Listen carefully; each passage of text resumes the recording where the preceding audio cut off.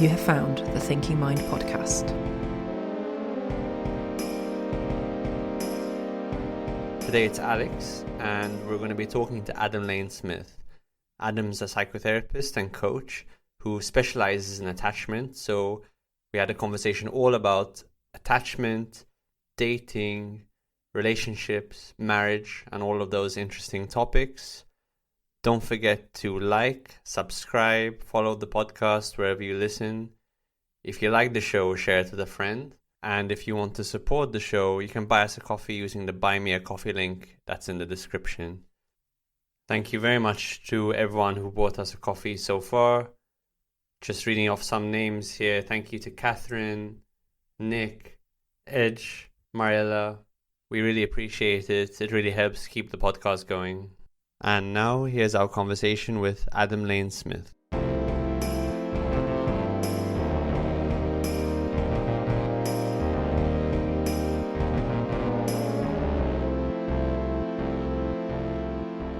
I'm here with Adam Lane-Smith.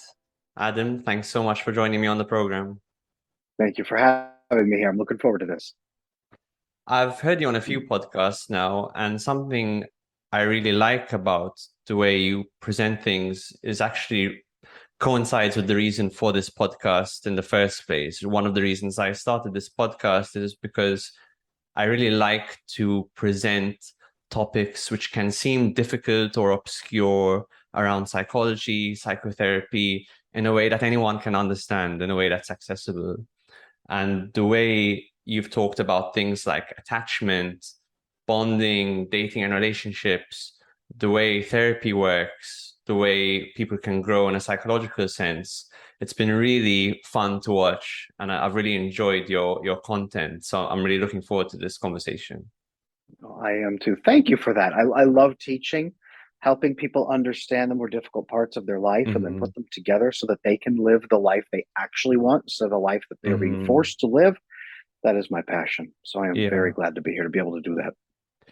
I guess my first question is, a question I get asked, I'm training as a psychotherapist as well as being a psychiatrist. And a question I get asked is like, why the hell would you become a psychotherapist?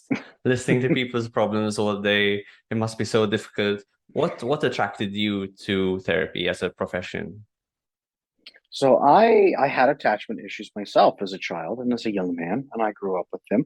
And I fixed them myself, but I also saw them in a number of people around me through my multi-generational family members. Many of them struggled with attachment, obviously, that's where it usually comes from, as well as many of my friends and the people that I knew. And as I was a young teen and got my first job, many of the people at work. So I said, what is this? And I started fixing it myself, but I said, what is this? What have I fixed and what am I working on? But what is this mechanism in other people and why isn't it working? So I went to school, got my master's degree, and then got licensed as a psychotherapist. And I started studying attachment really hard. And it clicked. It made sense. Like, this is it. This is what's at the root of so many of these problems. And when you fix this, so many other things get fixed too. And I saw that in my life. And I saw that in a few of the people's lives that I knew that had fixed their problems. And I started fixing it with my clients at the time as a psychotherapist. And I started training other psychotherapists because here in the United States, they don't teach psychotherapists much about attachment at all. It's reserved mostly for childhood psychology over here. So I started training healthcare professionals on it. I said, I've got to make more of this. I've got to teach more about attachment. And here in the US, if you're a psychotherapist, you can only do therapy in that one state. And the board where I was licensed wouldn't let me do coaching outside of that area. So I said, I've got to teach more people. So I retired my therapy license and ended that so that I could coach now. And I coach all over the world. But it all started with facing attachment myself and saying, we've got to fix this. We've got to fix this. So what is attachment and what's the difference? What does healthy attachment look like? And then what are the few ways where attachment typically goes wrong? Yeah, good question. And that's one I get a lot. What is attachment? Why should I care about it? Is that from Buddhism or is that an email attachment? What do you say? Yes. Attachment is the mechanism that allows one human being to connect to another human being and believe that other person is going to work with us and cooperate with us in good faith.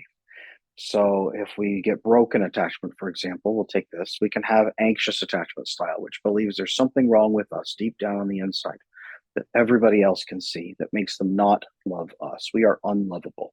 We are unacceptable, and we don't know what it is that makes us wrong. We just know that we are. So we earn approval from other people, hoping desperately to avoid being abandoned.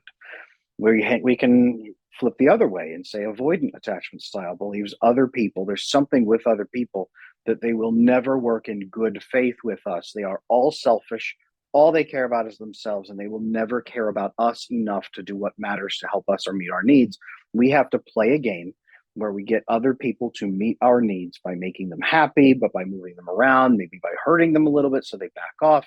And we never want to get too close to anyone where we get trapped. And then there's a disorganized style, which has also been renamed into the anxious avoidance style, which then I believe was renamed recently into the fearful avoidance style. It's the naming scheme is as chaotic as the issue itself. The disorganized attachment style is I'm fearful and I'm afraid. And I think there's something wrong with me, but I also think there's things wrong with other people. So I stay away from them. But then when I do connect, I become desperate and terrified. But then if they show any hint of leaving me, I flip around and I say, well, you can't fire me because I quit. And they sabotage the relationship. And then they fear that, and then they regret that. So they try to get the person back. And those are the three ways that attachment can break. So taking all of those, what it's supposed to look like, many people listening to this might say, well, that's me. Is there any really difference? Yes, the secure style is believing that people will act with you in good faith, that you're lovable, you deserve love as much as the next person does, that most people will operate in good faith, and that if somebody doesn't, it just means there's something not quite right about them. But that doesn't speak to everybody. That just speaks to that one person. And you need to connect to other people who will cooperate with you in good faith to meet your needs and work on mutual fulfillment. And yes, this is a real thing for everybody listening. This is secure attachment. And that's what I teach. That is what I teach people to get. But that's what all of us are striving for, really, is secure attachment, where you can relax and be confident and feel safe and know that people love us and that we love them. Yeah, attachment is very interesting because it partly connects to our view of ourselves, our self-esteem and our self-image, but it also connects to the predictability of the world and other people. Like, how likely or unlikely is it that people and the world is going to meet our needs in some sense? And it's interesting because as you alluded to enter the world and try and make secure attachments, it requires like a kind of a non-naive leap of faith, because it is the case that some people aren't trustworthy. Like you said, having good attachment is believing that most people will be able to meet your needs and will act in good faith. So there needs to be some basic awareness that some people can let you down, and yet you enter relationships anyway with that self-confidence that, if it doesn't work out, I'll be able to lay, strong boundaries, withdraw myself, and then find someone who might be likely to be a safe person. Absolutely. Another way to put it is, I love that. Another way to put it is that those relationships are not life and death. You can step into them. Secure people begin relationships slower and they ease into them because they know that they're going to be deep relationships, but they ease in and they check for red flags and they check for green flags and they do tests and they just wait. Then they bond slowly because they're not in a rush, because their needs are mostly met elsewhere anyway.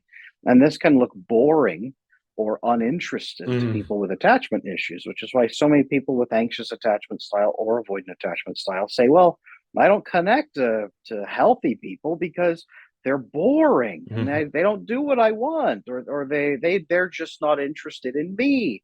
They never seem interested. They ghost me. They leave me behind.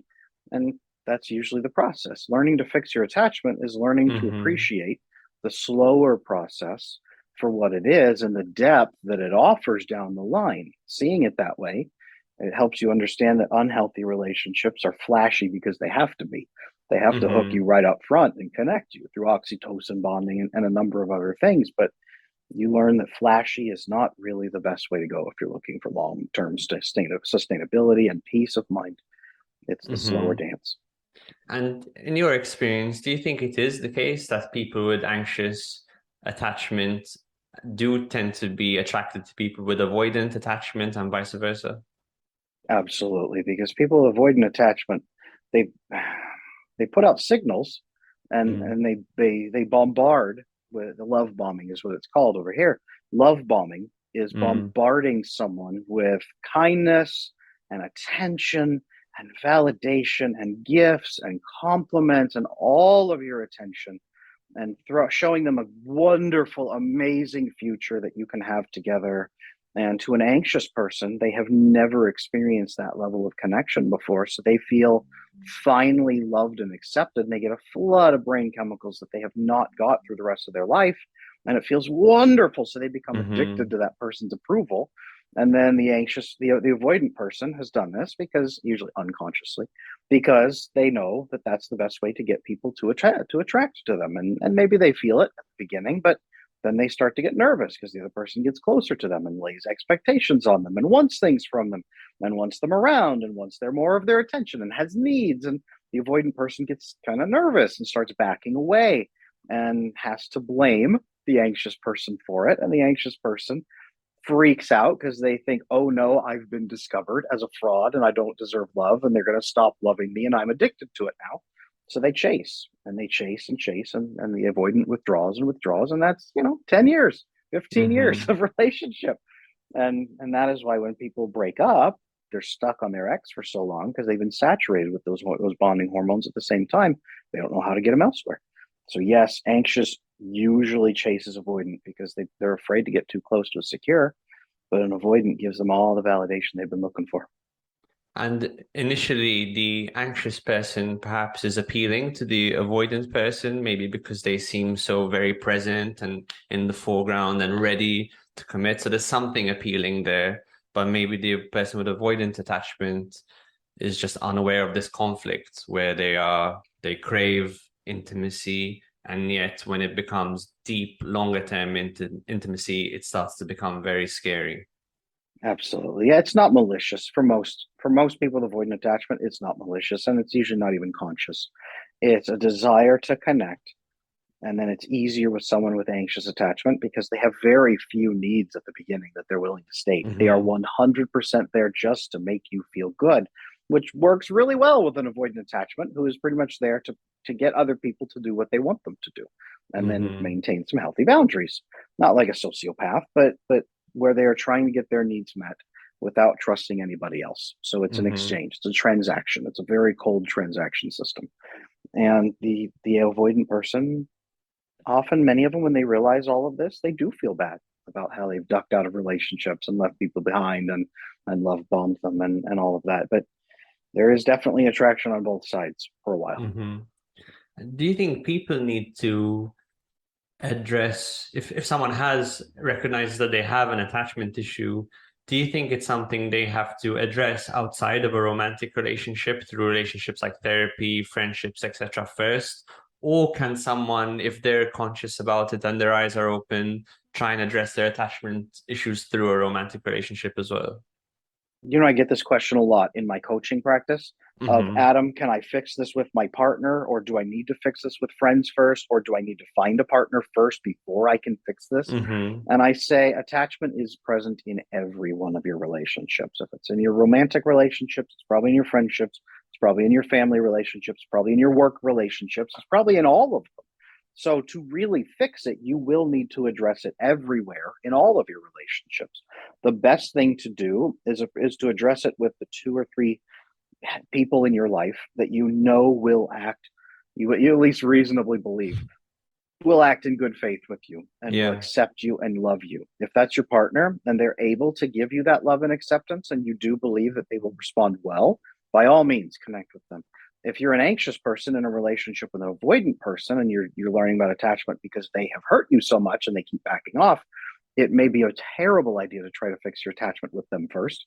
You may Hmm. need to fix it with your two close friends first and get some love and acceptance from them, so that you are not desperate and just beginning when you open up to an avoidant person who then rejects you and runs away and doesn't want to fix their problems. You Hmm. need to build that in with the safest people in your life, whoever they may be. Sometimes that's your parents, Oftentimes, your parents are the worst human being on earth that you could fix your attachment with because they gave you the attachment issues in the first place, usually. So it comes down to each individual case, which is I help people assess that.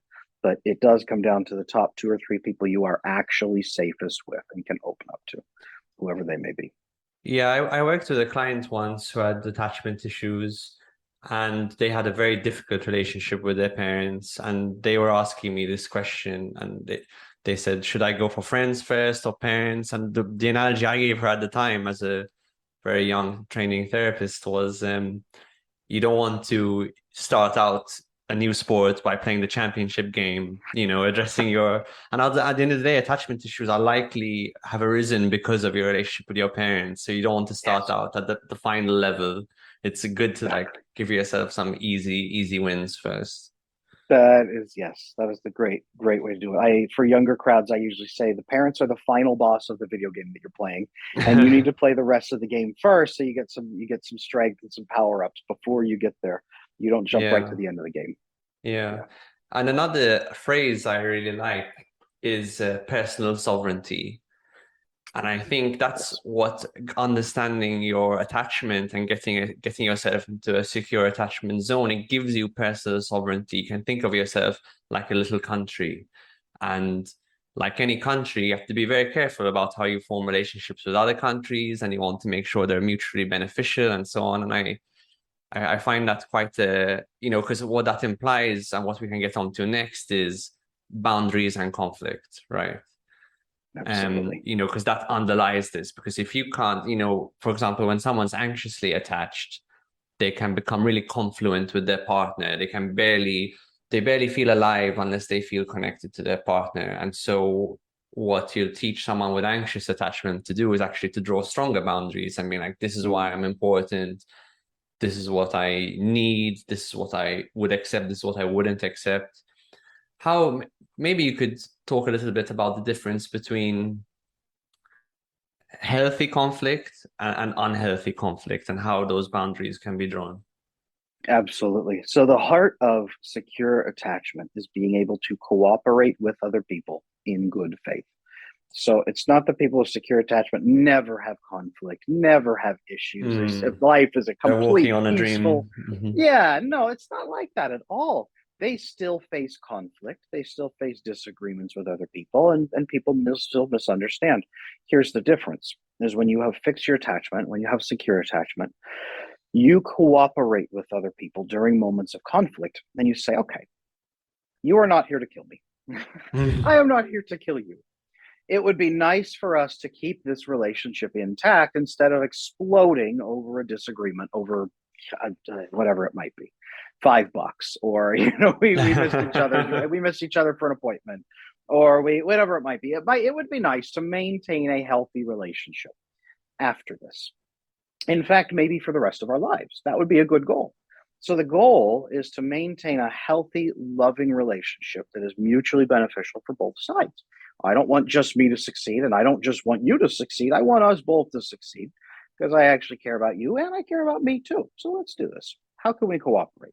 Here is where I'm at, and they share their own context. Here is where I'm at. Here is why I'm invested in this problem. Here's why I'm a little emotional about it, but here's why it's important to me. And here is what I hope to get out of it. You state your goals right on the surface. You're not playing games. You're not playing poker where you're keeping your cards to your chest. You play very clearly and say, here's what I want. Here's what I'd like to get. Here's my context of where I'm coming from. And then you pause and you give the other person the floor and say, what is your context? Where are you coming from? And what do you want to get out of this? And how can we work together to get both of those things met, or as much of them as possible together? And the other person says, okay, here's where I'm at. Here's why I'm doing this. Okay, well, what can we do? And you guys just hash it out and say, okay, well, yeah, this is roughly even. This is roughly what we can do. And if it's not fully even, then what can we do in the second round? And the next time that is more even, how can we go back and forth? It's not a full, perfect compromise. It's how can we balance our relationship so we both get what we need and we both feel fulfilled. And that's how you solve conflict, whether it's a disagreement with your partner or an argument with your kid or with your best friend or a business partner. That's how you handle it with secure attachment. Insecure attachment says, I got to play this close to the vest. I can't trust anyone. I can't tell them what I want. I'm a burden. Anxious attachment style. I'm a burden. No one cares about me and no one's going to help me. And if I reveal too much, they'll realize I'm garbage. So they'll leave me. Avoidance style. If I'm too open with where I'm coming from, they'll see that I'm weak and they'll sniff it out and they'll try to get more from me than they would. And they'll try to give me as little as possible. That's where the different attachment styles go into it, saying, and it's impossible to cooperate under those circumstances because then it's a game. Then it's manipulation, or then it's hiding things and keeping things secret, or martyring yourself to make the other person feel good so that they won't abandon you. It's all kinds of things go wrong, and that's like a secure attachment makes conflicts into valuable things because you grow together and you respect each other and you build trust and you see that it works and you make it work as a team, and then you like each other more and it grows the relationship through trust and respect. Conflict is good when you have secure attachment. Conflict is kind of like clearing out the attic of the relationship. Exactly right. Yeah. And one other thing that I think happens is that when people actually don't have conflict enough, the really toxic thing is they build up assumptions about each other and they build up stories and incredibly elaborate narratives. They actually think like this, and the reason they think like this is because of this, that, and the other. And both people are doing it, and they both have these fictions. And so then when they actually do come together, there's so much resentment built up. Yes. And actually, if you can have like a regular conflict at regular intervals, and actually with the goal of dispelling these illusions, like tell me what you actually think, tell me what you actually feel, I'll correct you where I'm wrong, can be very helpful. Yet we all fall into these traps, don't we? Yes. Avoiding conflict really comes from not trusting yourself or not trusting the other person. You sometimes both. And if that's the case, you cannot really have a relationship with that person. You are just there to utilize them so that you get the feelings you need, whether that's from a position of I am worthless garbage and I'm only going to secretly cling to my relationships because I don't deserve love.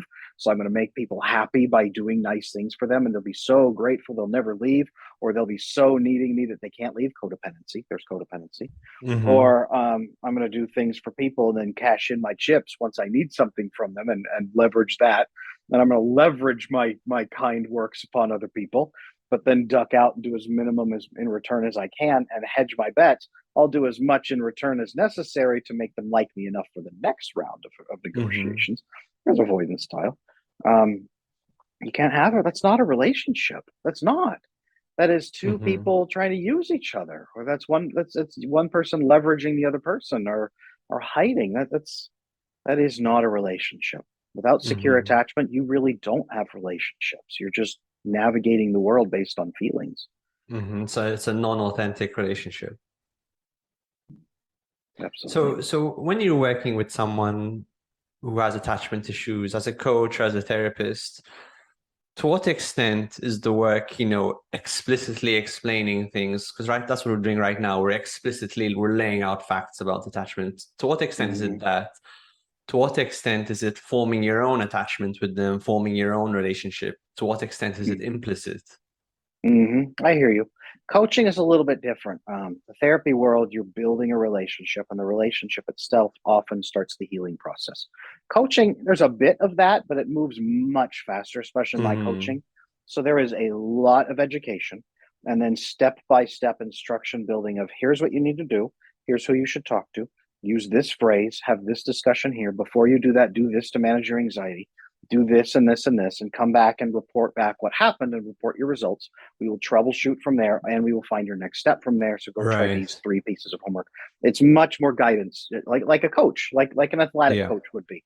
You don't get better at the sport by having a relationship with the coach. You build the relationship with the coach so you trust their work, and then they guide you through the process so you experience it yourself and experience your own growth. Then you come back to the coach for your next steps. That's a lot more of what I do, but they experience it in their lives and in their relationships, and that's where the healing happens. So it's a lot more practical, it's a lot more streamlined. It's kind of like the express version. Is that a good way to describe it?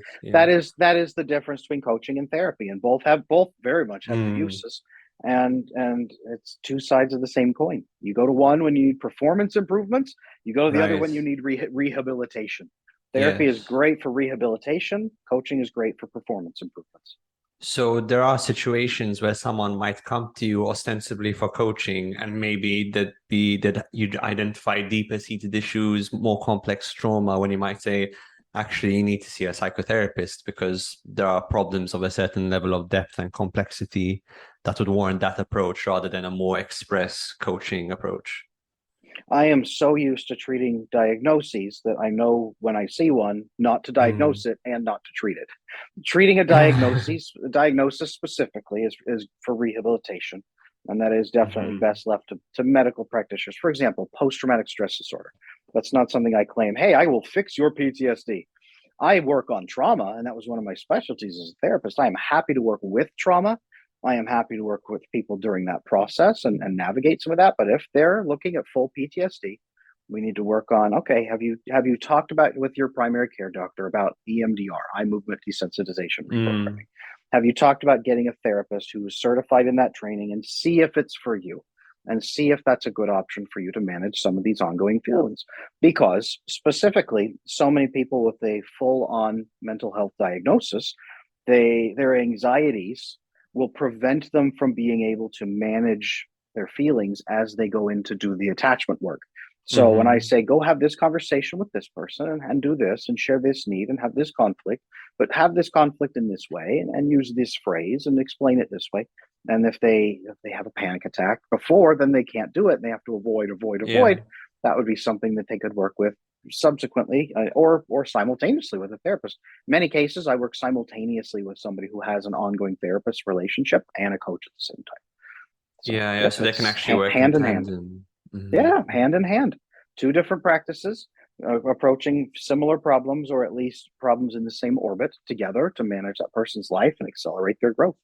Yeah, it's something I think about a lot because there's this tension in the psychotherapy world. I think people who work in psychotherapy but enjoy concepts around results and Hmm. performance and Hmm. effectiveness can feel a bit dismayed because psychotherapy can often stray away from that and be more focused on more abstract concepts like growth and healing and dealing with trauma. Obviously, there's a Hmm. huge advantage to that, but I guess psychotherapy can get a bad rep because it's not always practical. And, we're in a very results oriented world. People want results, people want results quickly. So I guess that's where coaching can come in, but it's nice for people to be able to understand those distinctions. Yes. Absolutely. Then, and nothing wrong with therapy. I was a therapist for years and I love therapy. Mm-hmm. The system, the bureaucratic system, does Mm. tie people's hands an awful lot. I will say that the system itself ties people's hands. For example, I could still be doing therapy if I was able to do therapy and coach on the side. My system where I was licensed did not allow me to do that, and they made that explicit to me. So I would love to continue doing that, but frankly, I do love the more solution focused approach with coaching. So there's Yes. different pieces for every person. Some people, some clients need therapy and they crave it and they need someone to come and sit and talk with and process with and work on that and build a relationship over time with that therapist in a safe environment, especially after a lifetime of trauma. And there are definitely cases for that. And there's cases for coaching too. I think Mm-hmm. that the world can Mm-hmm. easily accommodate both. Mm-hmm. And what do you think, in your opinion, are the ingredients of good psychotherapy? Good psychotherapy should tailor itself to the needs of the client, is my belief. I think that a good psychotherapist has a range of tools in their toolkit to be able to come in and be solution focused when one client maybe needs it, or to be able to easily sit and process with that person and build the relationship over time. That was something I learned with my dual specialty in attachment and in severe traumas. Those are the two specialties I had as a psychotherapist. Mm-hmm. Sometimes people needed immediate results fast because their pain was so big and they were facing a crash in their life, and that's what they were really looking for. Was I need something now that I can use. I don't have 6 months to go through this process and figure out how I feel. I need some tips. Please help me. And other people would come in and say, I have quite a lot of time and I'm settled, but I'm not ready to do the deepest work yet because I'm still so afraid. Can we ease into this? And then being able to navigate it that way, a custom approach with each client, that is what is so vital. And that takes study, and it takes practice. It takes working with different clinicians in different fields. Like when I went through my licensure process, I was supervised and I worked under 5 different clinicians, and they had 4 different licensure types.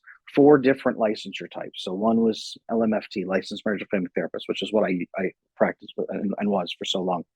Very systemic focused. The system itself is the problem, not the person. Then LPCC, licensed professional clinical counselor, very focused on the individual. The individual has the issue. Let's work on the individual, and often very closely tied to the medical system.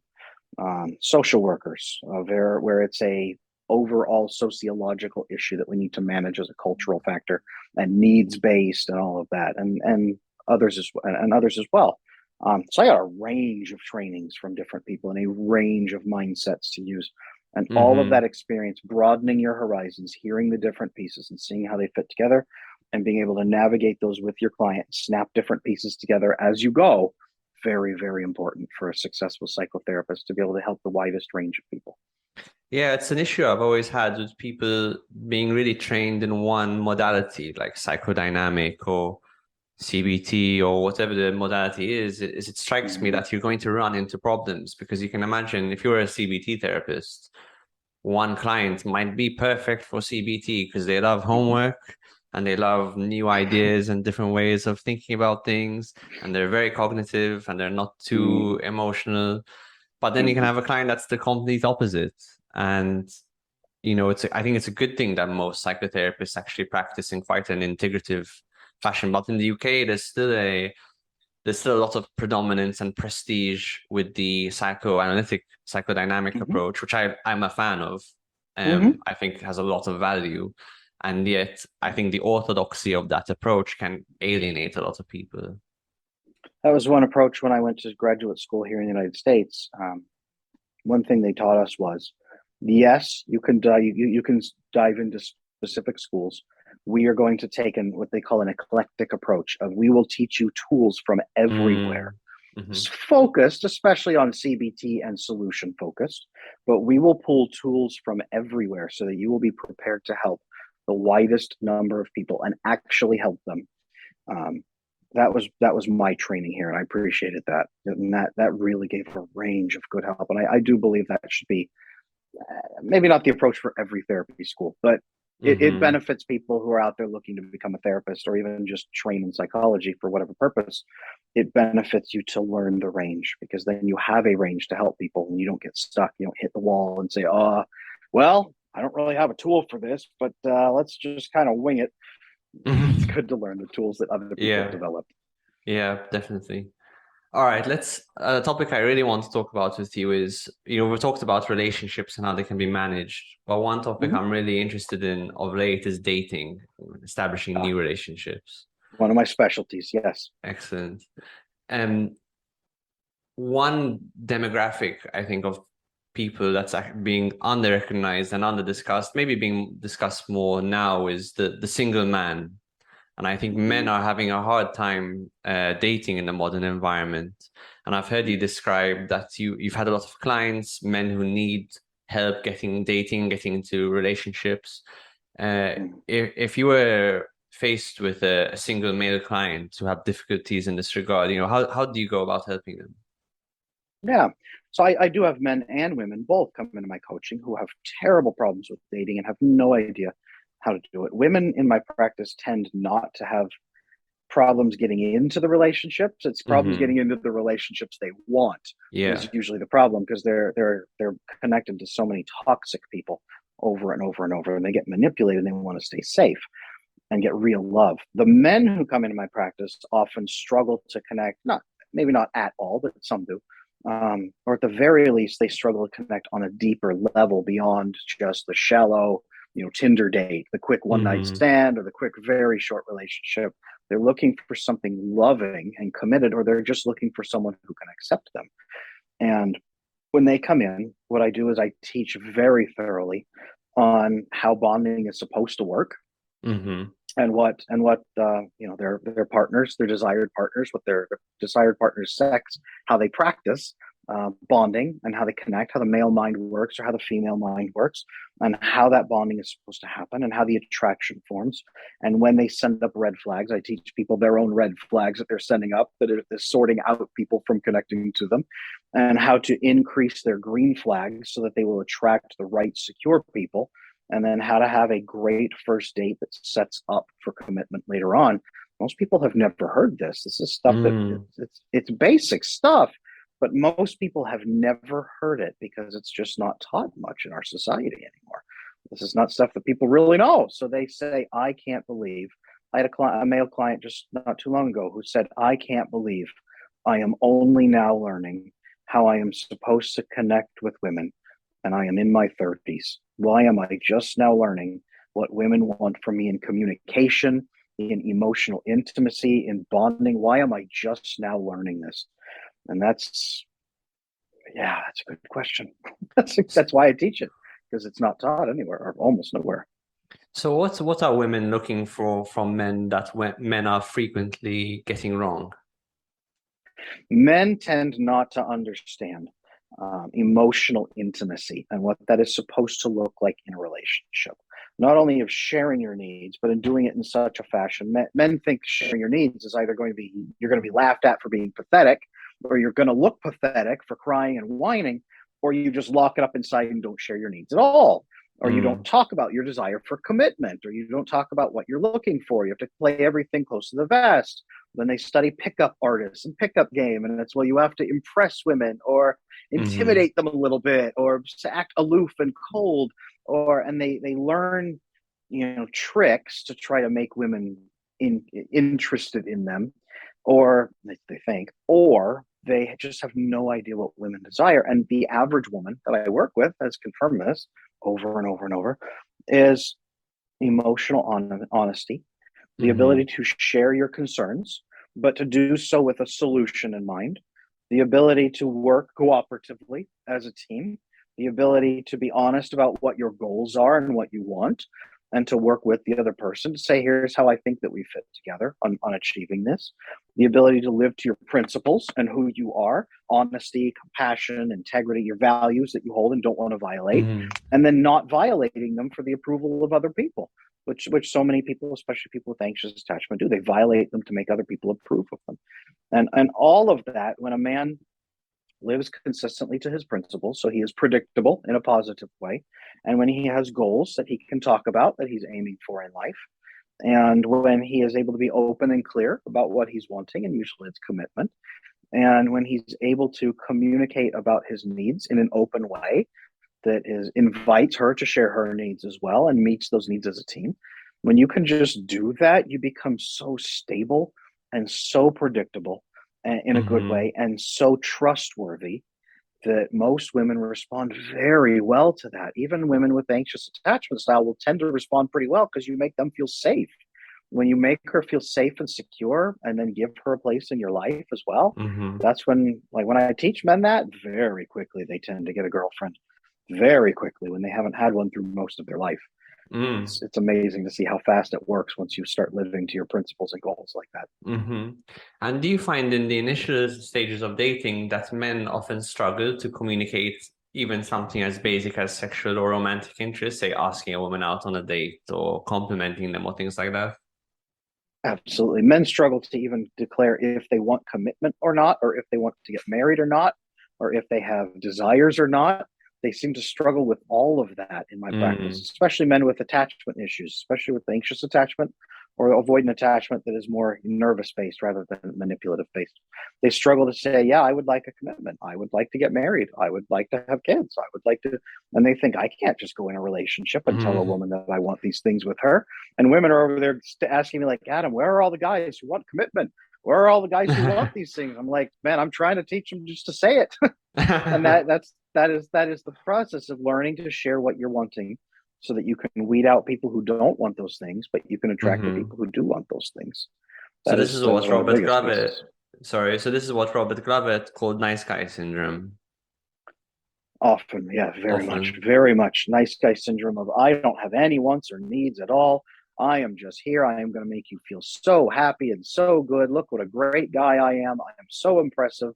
And then you lay out what you want. He calls them secret contracts. You lay out secret contracts of things you do for them, expecting them to do things for you in return. Yeah. And if they don't catch your secret code, then you don't become such a nice guy. You start blowing up with resentment. Yes, that's the game. Do you ever have men who have the opposite issue? They're way too disagreeable. They're way too good at, their boundaries are too strong. They're good at like looking out for themselves, but then they don't treat women sort of with the same level of respect. And so you need to teach them more things like empathy and win-win and stuff like that. I do. Those men don't tend to come in as often just because they aren't aware that that's a problem. Usually they come in later in life. So I get a lot of guys in their 40s and 50s, sometimes late 30s, who come in and say, man, Adam, I'm doing something wrong. I'm on my second divorce. It's not going well. My kids are kind of mad at me, and my adult kids are kind of mad at me. My wife is my current girlfriend and my two ex-wives all tell me I'm not emotionally available. I'm not sure what I'm doing wrong here. Can you give me some pointers? And they come in, and over the course of several sessions, I start teaching them about emotional bonding, emotional intimacy, avoiding attachment. Here's what you're doing, and I know what makes sense to you, but it's not the way things are supposed to be. Here's how things are actually supposed to be. Yeah, I know you don't trust me yet on that, but that's okay. Go out in the world and start seeing these things, and let's test a couple things and see how people respond to you. And the little tests go well, and then they say, okay, maybe there's something to this. So they start fixing it. But yes, learning that empathy and that disagreeableness. Once a person with avoidant attachment reaches a point where they are really unhappy and they hear about attachment, and they usually hear me on a podcast, and then they listen to a couple of my YouTubes, and then they listen to a couple of these other things, and they start seeing, okay, is this guy fake or is this guy real? And after they've investigated for a while, then they'll come in, they'll slowly sneak into my coaching for one session at a time and say, all right, is this real? If it is, okay, teach me. And I teach them, and they're like, okay, this is something I want to fix. It takes them longer to really build the trust that it's even possible, to be honest with you. Yes. So we've talked about the mistakes men are making. What mistakes are women making? Typically, it's almost like nice guy syndrome, but in reverse. Women don't tend to usually understand how men bond. They don't understand that men bond differently than they do, so they try to do nice things for them and make men feel good without making men feel connected to them or accomplishing things with them or working on tasks together or solving problems together or building things together, or they don't do that. So then they just hold back and they just focus on making him feel good, and they think that is going to build lifelong commitment. And a lot of them, because they're doing that, they often have anxious attachment issues, and they connect to guys who won't connect to them over time. The guys are just there to feel good. So then she stays in the relationship with them for 5 years or 8 years. Both of those are real big markers that I see. 5 years or 8 years of getting the itch, wanting him to commit. At 5 years, she starts asking everybody in her life except him, hey, do you think he's going to ask me to marry him someday? And they're all like, well, and at 8 years, she finally starts really pushing, and then he breaks up with her at 8 years because he's no longer enjoying the experience they're having together. And she has spent 8 years with him. And now she has to figure out, how am I supposed to find someone who will commit to me? I've spent 8 years. I don't have kids. I'm not married. I'm starting to want those things, but now I'm starting over at zero and I'm hurt. What am I supposed to do? And I teach them how healthy, secure men bond, how to build that connection faster than 8 years, how to talk about commitment right up front and make sure you guys are moving toward it. You don't have to get married in a week, but at a year, at 2 years, you should be marking progress together and making sure it's happening and making sure you're on the same page and exactly how to do that. And it's okay to do that, because secure men want that too. You're not going to chase off loving, secure men. You're really only going to chase off guys who don't want to commit. That's the biggest problem I see a lot of women make right there. I see. So you're alluding to a fundamental difference in the way women bond versus men bond. And I've heard you talk about the neurochemical basis for that. So maybe you could go into that a little bit.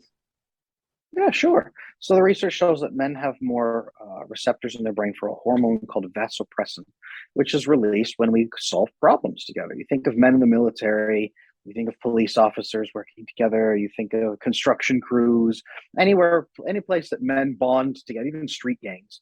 Men bond tightly together by solving problems together, by overcoming challenges together, by facing odds together, by accomplishing something together. They bond very tightly. and their brain welds them together and says, this is a valuable person that I want in my life, and I will emotionally prioritize this person to keep this person here. And women have these receptors too, but men have more of these receptors than women do. So men are more susceptible to this, and more conditioned for this, more designed for this. And men bond very well through that vasopressin, which is why you should be talking about problems together, solving problems together, cooperating in conflict together, but also have a goal and be working toward that goal consistently together. And when you can high five and say, we did it, that's usually a vasopressin bonding experience. Women, it's not that it's not that they don't get vasopressin, it's that they are more geared toward oxytocin than men are. And through the loving and the bonding and the nurturing and the talking and the complimenting and the kindness and the warmth and the absence of stress, that is very much more aligned with the female bonding. And again, men have that too, but we just tend to bond a little bit differently.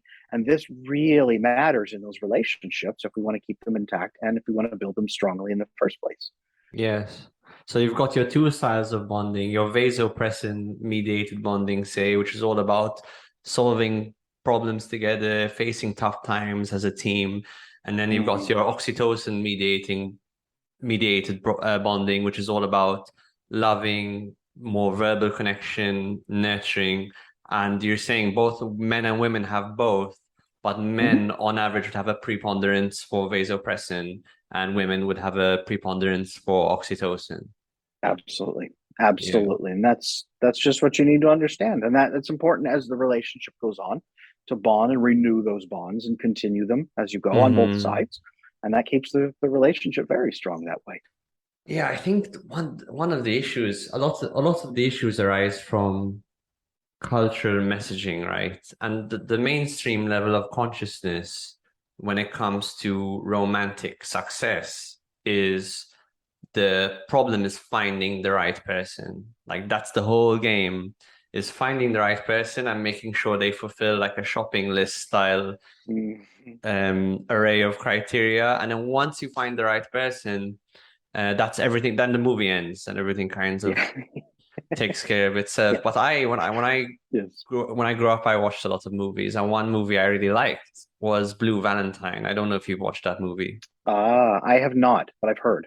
It's excellent. It's a Ryan Gosling, Michelle Williams movie, and what was so refreshing about, I mean, it's very dark and depressing, so it's not like a picture of how a relationship should be, but it's really nicely juxtaposed the very idyllic, romantic beginning of a relationship with then how a relationship can go wrong if the conditions are right, the way a relationship can deteriorate and resentments can build up. And I think it's really something people need to understand, is that a relationship is a dynamic process across time. People talk about renewing your vows every 10 years or something, but really good relationship is a constant process of renewing the good stuff and like trying to remove the detritus and remove the garbage that builds up. It's very biological in that sense.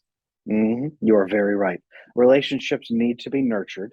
They need to be cared for. You need to be taking care of them. I tell people this: a relationship is more like a third-party entity that exists between the two of you that you are both responsible for taking care of. It's almost like founding a business. You both have to take care of the business, or the business will go bankrupt. Bankruptcy would be divorce or breakup. Take care of your relationship on an ongoing basis, which means mutual fulfillment on both sides. If you're just taking, or just giving, eventually that relationship is going to get sick. Yes. Another thing, going back to cultural messaging, I think the cultural messaging about marriage right now is very negative. Like everything I seem to see in the media seems to be portraying marriage in a very negative light. And I'm about the age where a lot of people I know are getting married. I'm not married myself, but it's something I think about a lot. What would be your pitch for marriage? What's the value of marriage in 2022? Oh, here's this. Commitment in a relationship is not committing to the other person so that you both give each other good feelings until one of you dies and that one wins and the other one has lost because they're there alone. That's not what you're committing to. That's not what a relationship is. That's not what a marriage is. It's not, hey, we like each other, so we're just going to make it permanent. Commitment and marriage, the purpose of it is to build something together that you could not build individually. What can you build together that you could not build, that you could build better as a team than you could build it as two solo people? That really, most of the time, comes down to family. Building a unified family together where you are providing positive role models and love and consistent love and guidance and teachings and inheritance and protection and safety for your children and grandchildren and great grandchildren and great great grandchildren. It's a generational legacy. It's legacy. Building a legacy together that you could not build separately or could not build as effective separately. That is what marriage has always been intended to be, was building the legacy out and continuing all of that for the sake of the other people who are involved. Other than that, if it's just two people who are just going to sit there and feel good and watch Netflix for the next 80 years, then people say, well, marriage isn't important. Well, under those conditions, maybe not. But if you are going to build anything at all, even if it's a business, even if it's a nonprofit, even if it's a volunteering program, if it's taking care of animals together, whatever legacy you are trying to build through the course of your life with that person, cement it with a protected, safe marriage by maintaining the relationship between the two of you. And then you build a unified legacy that's bigger than it could have been if it was just you alone. That is the purpose of marriage right there. And a lot of people say, well, okay, I'm down for the long-term committed monogamous relationship, but why marriage? Why the signing of the paper? Why the rings? Why the wedding? It's so expensive. Because there are times, it doesn't have to be that expensive, but there are times where the feelings are bad.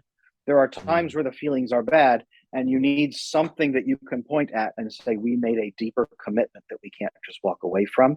It needs to be hard enough that when you go through a rough period, it would be harder to split up than it would be to do the work. That is what it was meant to be, and that's what it should be, is we committed. Here are the agreements we made, and here are the goals we are working towards, so that when you have bad feelings toward each other at a period of time, or something is really rough, one of you has cancer, and the other one's needs aren't getting met because of it, and there's a number of reasons. You have the unified goals you're moving toward, and you have the deep commitment you have made, and it's legally and financially hard to just say and walk away. All of those factors keep you going together, which is good for the legacy you are building. It's not your feelings. A marriage is not about feelings, and it's not about your feelings. It's about what you are building together as a team. That's what the marriage and the paper, all of it is supposed to protect, is what you are building together. Yeah, it's interesting because people often denigrate rituals as kind of vestiges from the past that we're over, we're done. These are rituals.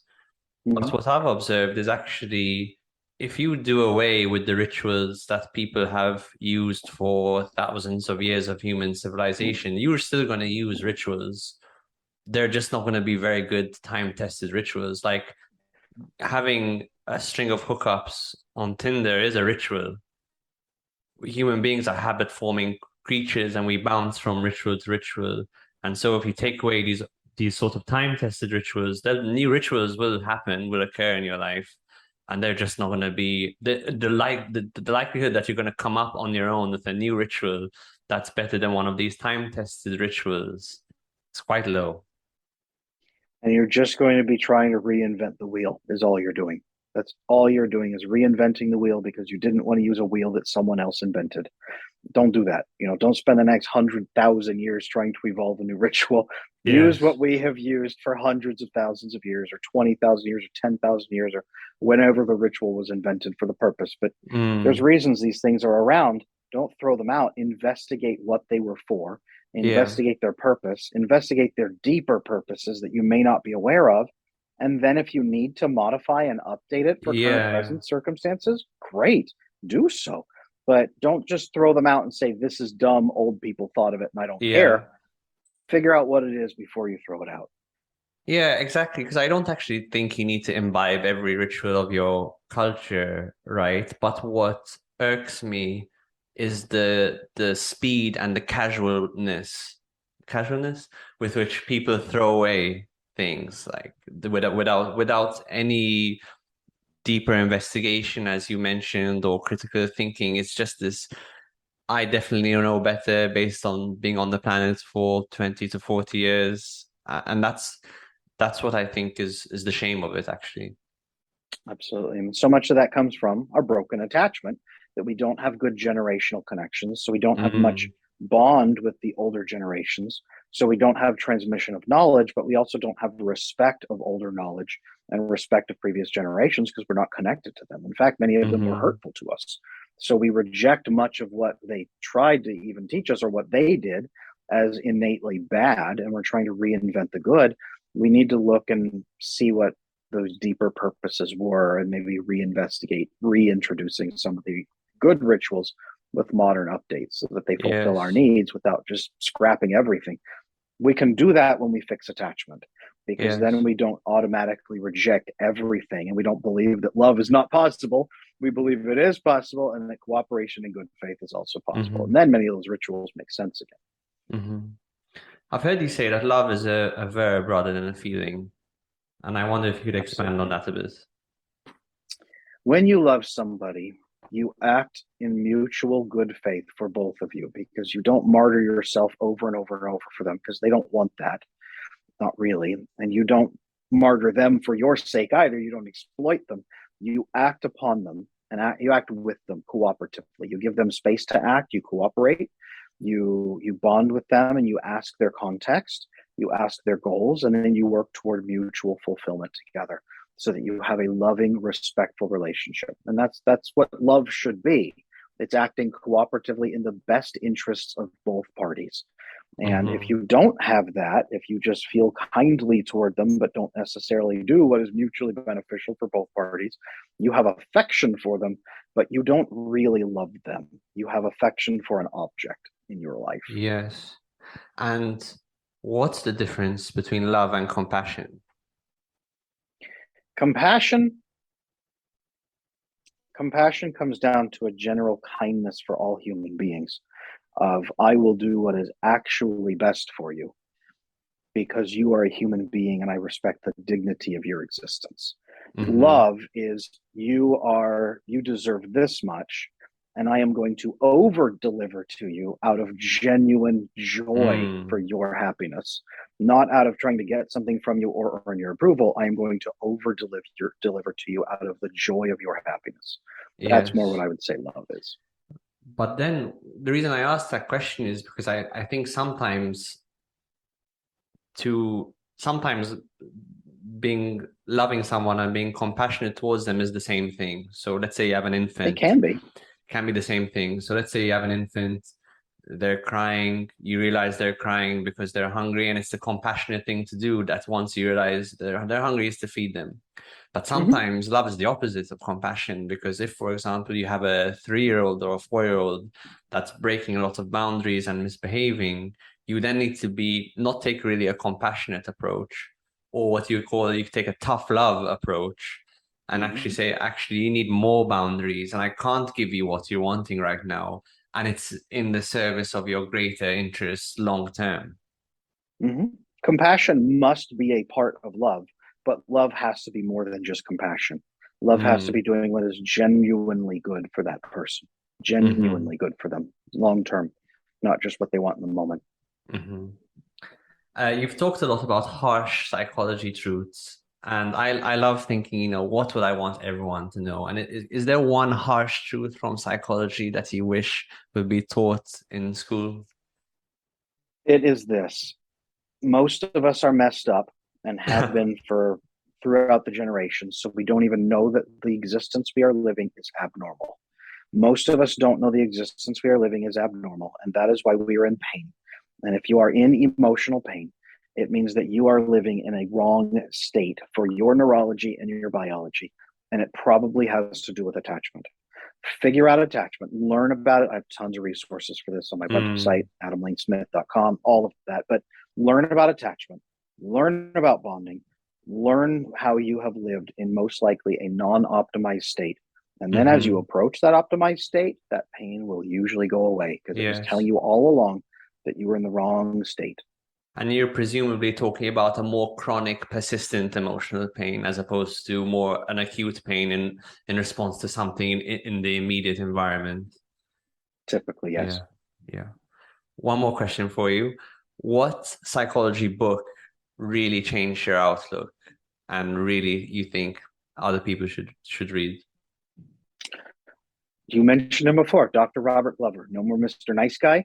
When nobody or hardly anybody was talking about attachment, I picked up his book and I read it, and it was everything I had been looking for, because I had worked with supervisors before, and I'd said, this reactive attachment disorder in this book, attachment seems like a bigger deal than people make of it, but I can't diagnose anything related to attachment for adults. So all I could do is diagnose generalized anxiety disorder and then talk to them about attachment. Is there anything here that I can work on? And they'd say, well, you really can't do, and I did have one supervisor who did tell me, break the mold, do what you need to. If you need to diagnose one thing and kind of work on that, but also treat something else. If you can't diagnose, do that too. Dr. Robert Glover's book cracked that wide open. And I said, okay, it's okay to talk about attachment now. Other people are talking about it, but we got to talk about it in an even bigger way. So attachment then really shifted and became the primary focus of all of my work after I read his book. It was like the doors opened and it was time to start working on attachment, because if he was talking about it, I was going to talk to everybody I could about it. Excellent. Yeah, so you can check out our interview with him, which we did last summer, actually, if you want to learn more about his book.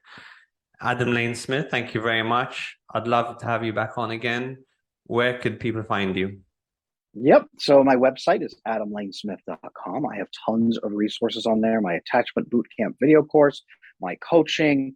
I have a private community where I work with people in a group setting, and you can get support from other people working on their attachment. That's helpful in there, my attachment circle community. I am on Instagram as @attachmentadam if you like visuals and text images and reading and stuff like that. I'm also on TikTok @attachmentbro. I've got 200. I just hit 200,000 followers. If you love short videos, check me out on there. I'm also doing live events over there 6 or 7 times a week.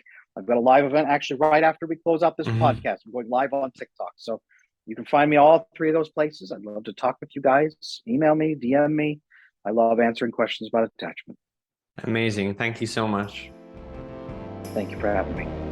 You are listening to the Thinking Mind podcast. If you enjoyed today's podcast, we'd love it if you share it with a friend, or you could give us a rating on Apple Podcasts, Spotify, or wherever you listen. If you fancy it, you can even buy us a coffee to support the team, and the links for that will be in the show notes. Thanks for listening.